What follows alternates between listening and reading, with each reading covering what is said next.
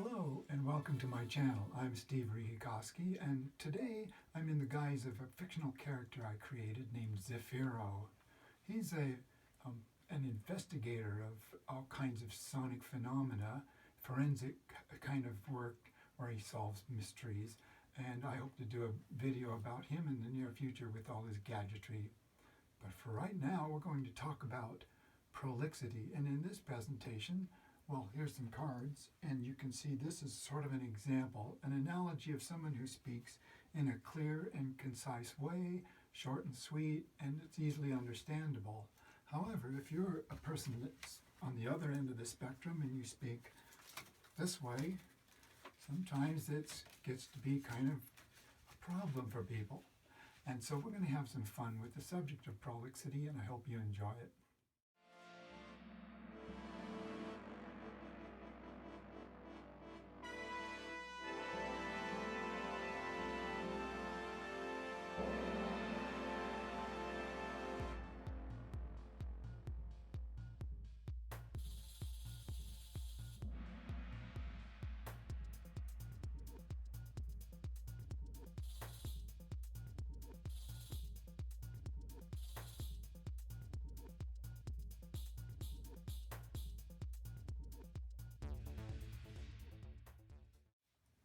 As I mentioned, when a person uses eloquent and clear and understandable speech, it's very much like when the cards are set in an order, ace, 2, 3, 4, recognizable and easily understood. It just makes more sense that way.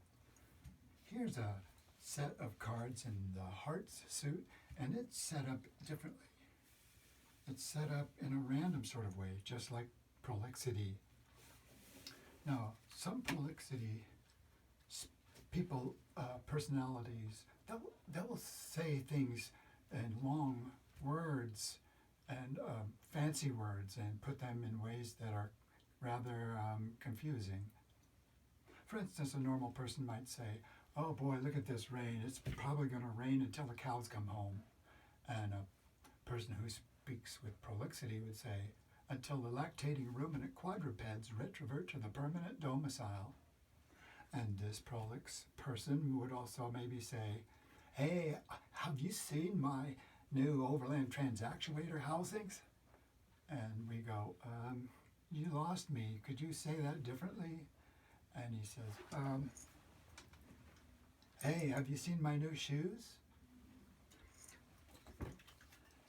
Even though scatterbrained, this can be put in order this way. A, C, E, ace, T, W, O, 2, T, H, R, E, E, 3, F, O, U, R, 4, F, I, V, E, 5, S, I, X, 6, S, E, V, E, N. Wait for it. 7, E, I, G, H. T, 8, N-I-N-E, 9, T-E-N, 10, J-A-C-K, Jack, Q-U-E-E-N, Queen, K-I-N-G, King. However, we all know that protocol takes precedence over procedure. This parliamentary point of order based on a state of inertia developing centrifugal force, which is used as a catalytic agent, repeats the chain reaction and remains the same in a condition prior to its inception.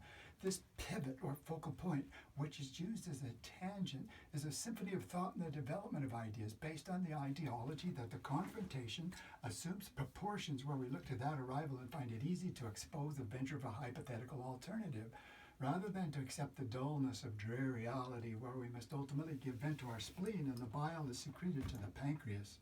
This, however, does not negate the necessity where we must be cognizant of the arid areas and the regions beyond our control.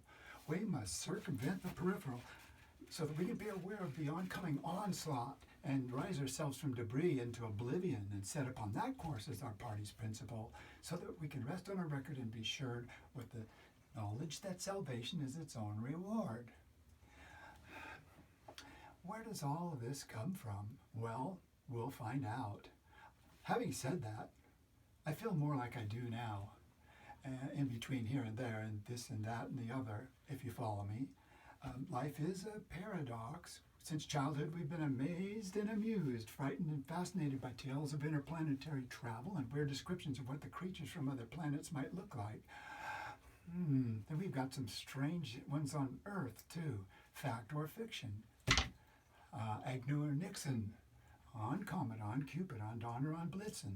Well, we also have these flying reindeer, and speaking of the holidays, my true love gave to me 1 hen, 2 ducks, 3 squawking geese, 4 limerick oysters, 5 corpulent porpoises, 6 pairs of Donald Verzo's tweezers, 7,000 Macedonians dressed in full battle array, 8 brass monkeys from the ancient sacred crypts of Egypt, 9 sympathetic, apathetic, diabetic old men on roller skates with a propensity towards obesity and sloth, 10 vituperative hyenas cascading in pompous pageantry through a gazebo full of bedridden cabbage polishers, 11 Malacadella grosses, which are nemertines which live commensally within the mantle of Siliquipatula, and 12 partridges in a pear tree.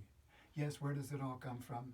It sort of spirals out from zoid, which is the higher aggregate formed by gemmation of the merides, and also from that, the priceless galaxy of misinformation called the mind, harnessed to that stupendous and threadbare agglomerate compulsion known as the soul, ambling down the almost obliterated bridle path between well and ill, fortuitously planned, is the holy habeas corpus, which in Latin means to have a body. Now, science has shown us that bodies are composed of cells, and cells are composed of molecules, and molecules are they're basically atoms, and atoms are formed with electrons, and electrons are merely centers of energy or force swirling in the ether. So, what was the question? I hope I haven't bent your ear too much. Thank you very much.